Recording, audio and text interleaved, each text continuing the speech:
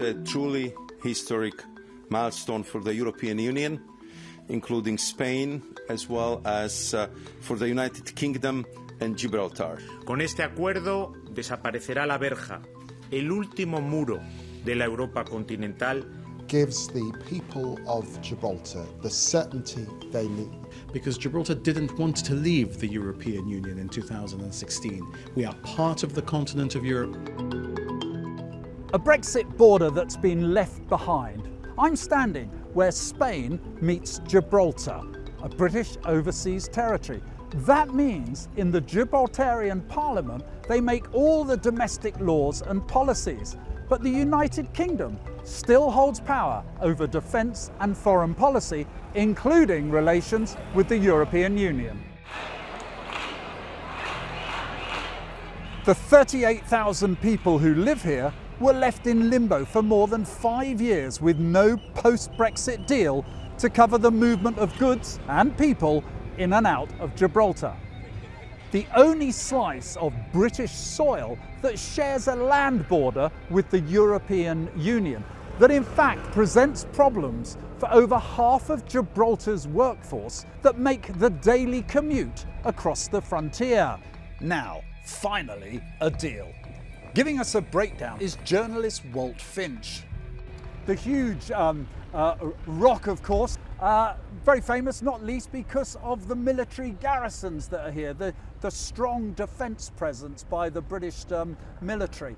Now, that is going to remain, according to the publications we've seen so far, autonomous under the control of Britain. So that's something Spain will be happy with, and also something Gibraltar will be happy with. I mean, the military base is of vital strategic importance. And from the Spanish side, I've never heard, I think they would rather it was Spanish, of course, but it's never been high up on the agenda for the treaty negotiations. I think there was understanding that the UK would never cede an inch on that, and that's been fine. So the base is secured. I mean, Spain and UK are NATO allies, and although there is a bit of friction with Gibraltar, in the bigger picture, these are two friendly allied countries.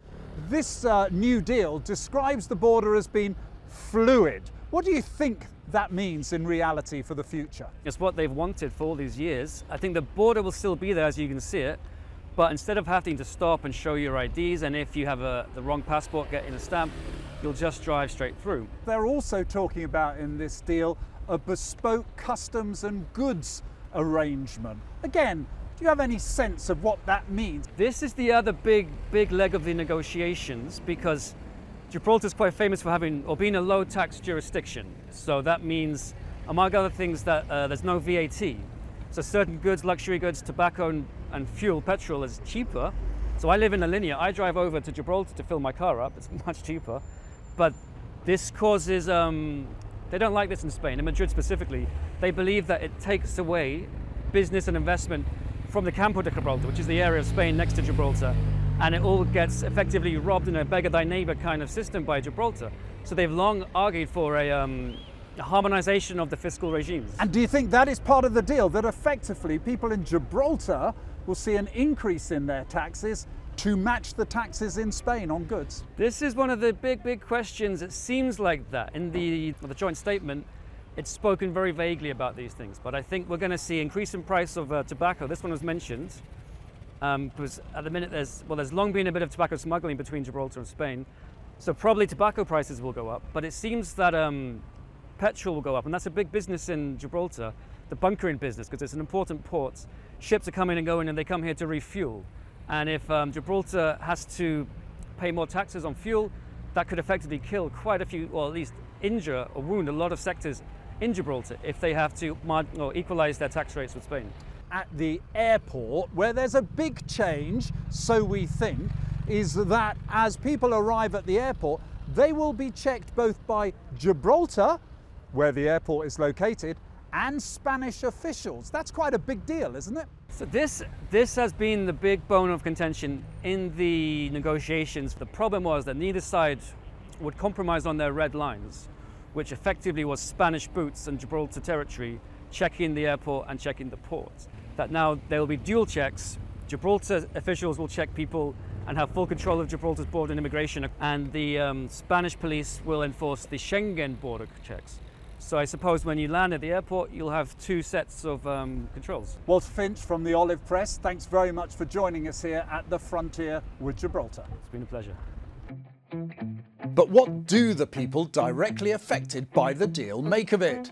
Taxi driver Francis Chenu isn't all that impressed. One of the big problems is the crime.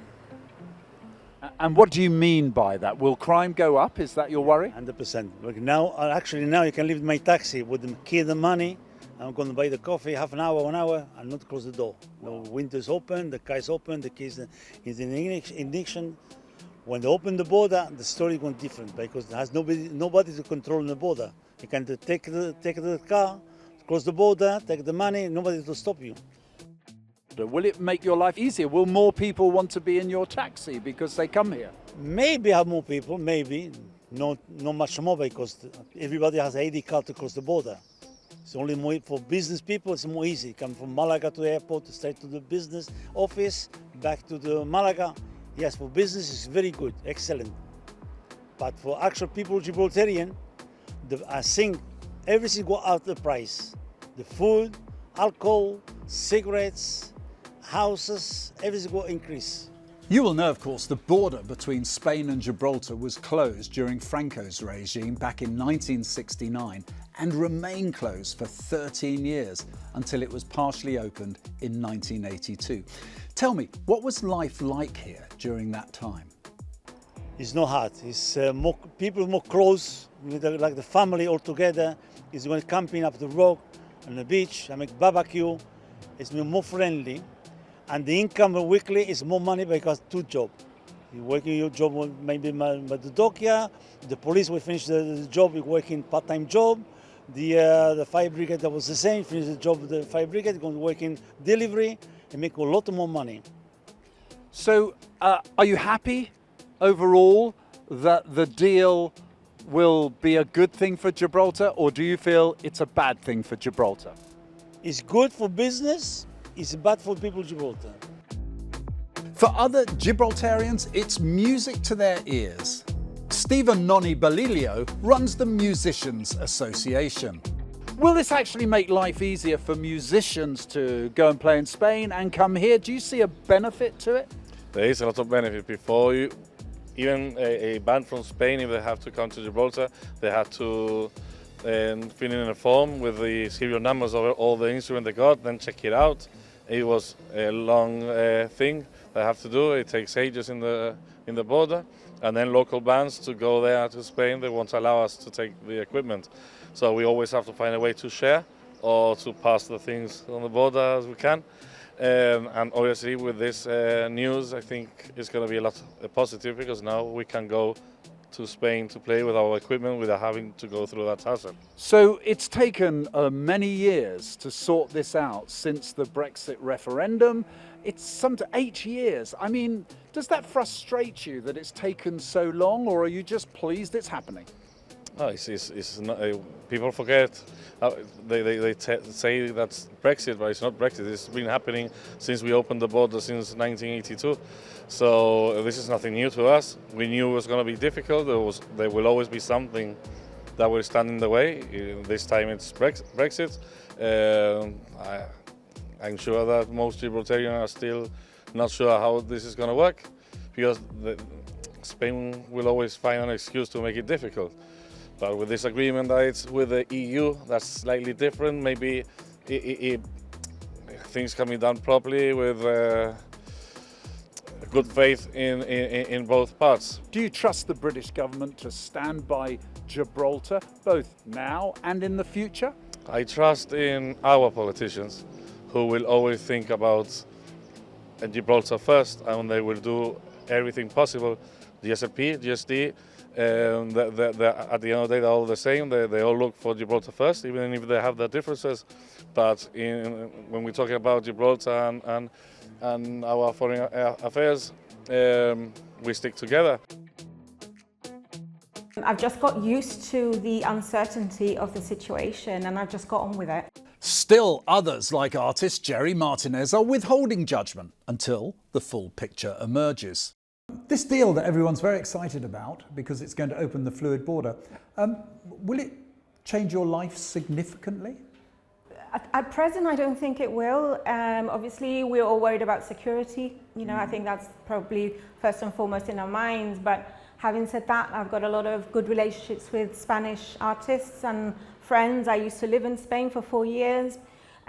So I have a very healthy relationship with Spain. But then having said that, you know, my parents' generation struggled because of the whole of going the back to the history. Civil War. Yeah, exactly. So, you know, I've got a mother that's going to turn 90 in 2 weeks. So she'll remember when the border was closed for a long time by General Franco. Exactly. I can see you've got lots of supplies. Yes. You have to buy your canvases and Yes. all of the paints and tools. Can you get that easily in Gibraltar, or has it meant you've had to go out? No, especially now that I'm doing the teaching, so I have to get a lot of volume in regards to acrylic paints and brushes and what have you. So, you know, online shopping has become a big part of our lives. We do cross the border to go into Spain to buy from some of the outlets there. Do you think this might be an opportunity for new sales, new markets, because people will be able to travel freely? I always have my doors open to any opportunity, so if that will arise, then I welcome it wholeheartedly. You know, it's something that could be a very positive addition to my life. I'm hopeful that whatever deal the ministers have made is for the best of the people of Gibraltar. Well, the most senior of those ministers is on the right here, the head of Gibraltar's government, Chief Minister Fabian Picardo, seen celebrating signing the deal with British Foreign Secretary David Lammy. We sat down with him just after all the excitement. It's been a huge moment for Gibraltar. Are you happy with the deal? I'm very happy. You can imagine that would be my answer, given that I've negotiated it. We have represented the views of the people of the Gibraltar in the negotiation. This is Gibraltar's deal. The United Kingdom is the high contracting party, but they have been involved in delivering with us the deal that Gibraltar wants and needs. Was there any point where you felt this might not happen? Were there particular sticking points? Was it defence? It's a negotiation. I mean, let's be clear. At I think 3:45, when we were doing the deal, I didn't know whether we might get it over the line, because everyone is tenacious in defending what matters to them. And that's what produces a good deal, that everyone tenaciously turns up to defend the things that they need to defend, and you need to slowly sand your way through this process so that you sharpen and make sure that the fine veneer is there so that everybody has what they need. So the British Foreign Secretary David Lammy, he described this deal as solid as the rock of Gibraltar. Now, we've been out and about for 2 days talking to lots of people. You do have some convincing to do for some people, don't you? Because there is a worry that will the fluid border mean more crime coming into Gibraltar, for example, and that persistent question of Spanish boots on the ground. Is that, if you like, a price worth paying for the fluid border? I entirely sympathise with the need to explain things to people. I have absolutely no concerns whatsoever about the structure of what we're doing in the context of immigration, using what we're going to call the Schengen second line check facility, which is going to be built in Gibraltar and Spain in an equidistant way between Gibraltar and Spain. And is that where you would agree to have Spanish boots on the ground here to protect Schengen's interests? That is where Spain has agreed to have Gibraltarian boots on the ground in Spain, in order to ensure that we can all do what we need to do to protect Gibraltar's border and protect Schengen's border, and to ensure that the single market is also protected in the context of customs arrivals into Gibraltar and into Spain. So we've been able to create this new way of doing things, which will also, and let's look beyond this issue that you're talking to me about in the context of boots on the ground, because we've resolved that, and it's not been the sticking point for the past 4 years. Gibraltar law enforcement and Spanish law enforcement will be together. That is the seed of us being able to cooperate as we should, without having our backs to each other, working to ensure that the bad guys don't manage to steal a march because we're too busy looking over each other's shoulders. How do you think this deal will shape the future? And are you at all have any doubts about the future sovereignty of Gibraltar? Okay, let me start there. This deal, and nothing we do, has compromised one grain of our land, one drop of our water, or one breath of our air. Gibraltar's sovereignty is 100% British and guaranteed. Unfortunately, it is also also true that Spain has not compromised one full stop, one comma, or one cross T in its claims on Gibraltar. But we've put that aside. We have seen a way through claim and position and found a future that for us will enable us to cooperate with our Spanish counterparts, our neighbours, our relatives across the frontier, because we have so much of human relation here that I want to address your second question on economics by concentrating first on the thing that we tend not to talk about. And of course, economics is hugely important, but what matters most is people. And people's ability to have those human relations. I'll always remember that my grandmother, who was Spanish but then became British, was not able to attend her brother's funeral because of that frontier. It's tried to divide people that should not be divided. Of course, sovereignty is going to be as it is in Gibraltar and as it is in Spain, and claims will be what they are. But you don't need to put a wall between people. You don't need to get in the way of those human relations. And what I'll tell you about this treaty is that when you look up from the text, and you look up from the numbers and the economics, and you look into the horizon, the future will be staring back at you saying, well done. This is what your children needed. Chief Minister, thanks very much for joining us. Thank you. It's a pleasure to be with you. So do other politicians in Gibraltar think the deal is a success? Keith Azopardi is opposition leader of the Gibraltar Social Democrats. I mean, we've greeted this as with a cautious welcome. And a cautious welcome because, and I'll explain why, because we've not seen the details. We understand that you do need to reach a political agreement before you reach a legal agreement. So it has been long in coming. Here we are almost 9 years after the Brexit referendum, so it's a good thing that we got to this point. Gibraltar's deal was always going to be different to that of the UK because clearly the drivers for Brexit in the United Kingdom were very different to our own aspirations. So, for example, mobility, freedom of movement of persons was something that we always wanted because here we are in mainland Europe.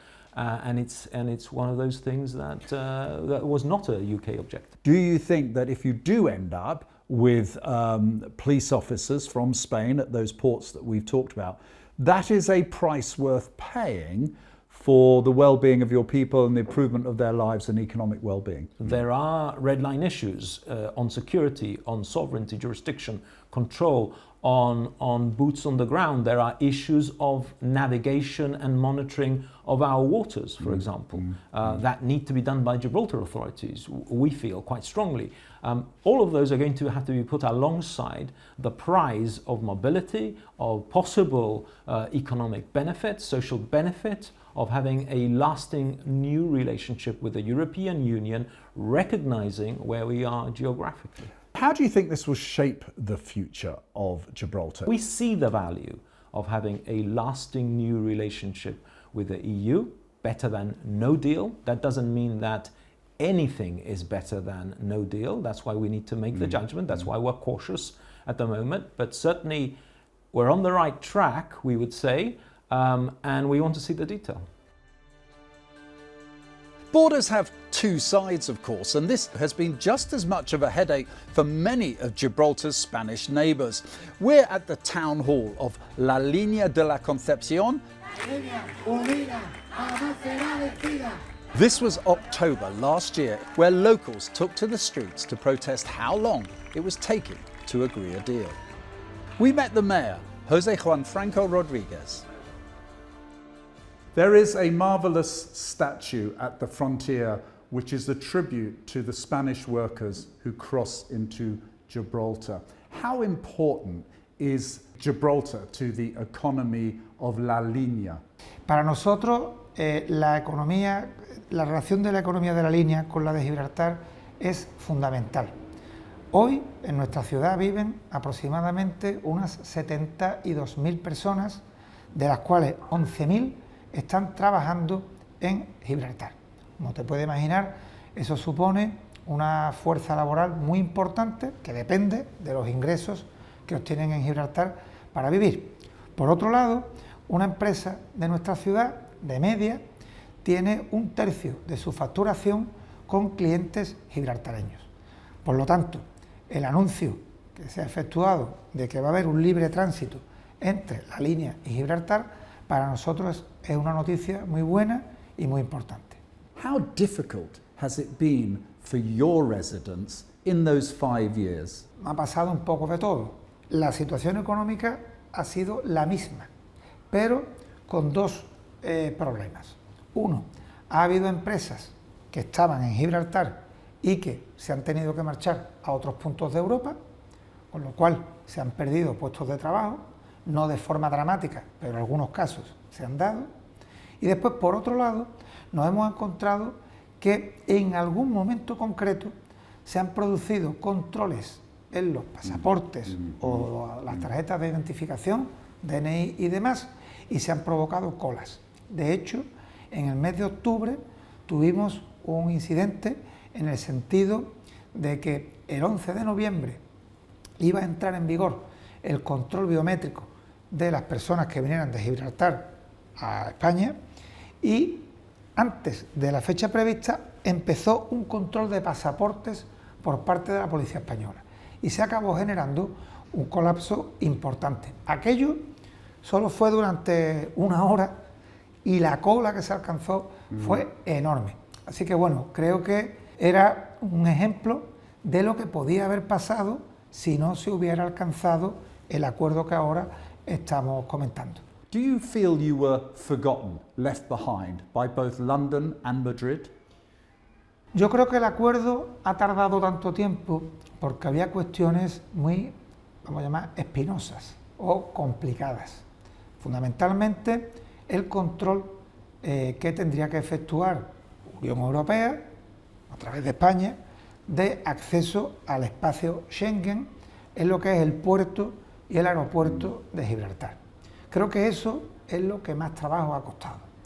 Después también, no nos vamos a engañar, Reino Unido tiene una base militar importante, en submarinos y demás.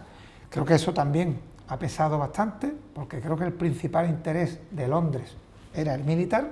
Creo que en el resto de cuestiones le ha dejado bastante autonomía al gobierno de Gibraltar. Were you consulted about the deal? Poco, me explico. La información que hemos tenido ha sido bastante escasa, y me explico.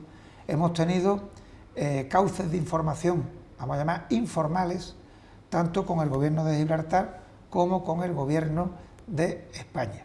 Sí que nosotros, como ayuntamiento, hemos llevado a cabo un trabajo, creo que ingente, importante, ya que hemos intentado trasladar los principales problemas que nos afectan aquí en la línea a las distintas instituciones. Hemos hecho todo lo que está en nuestra mano, pese a que nuestra capacidad de decisión era muy limitada. So, are you pleased with the deal? Bien, en principio estoy contento y agradecido, porque la alternativa era la muerte. Veo que hay voluntad por parte de todos los gobiernos intervinientes en buscar soluciones, y creo que eso es importante. So, is there anything more you would like to see for the future? Una comunicación directa para que lo que ahora está enunciado, cuando venga a la tierra, pues tenga en cuenta nuestras necesidades y nuestro punto de vista. Estoy esperanzado, contento, con cautela, pero no preocupado como estaba hace una semana. Así que Señor espero Rodríguez, many thanks. Nada, muchísimas gracias a vosotros. The British Foreign Secretary says that the deal he has struck is as solid as the rock that I am standing on here in Gibraltar. But from what we have witnessed, it seems there's a bit of a way to go until everyone thinks that's the case.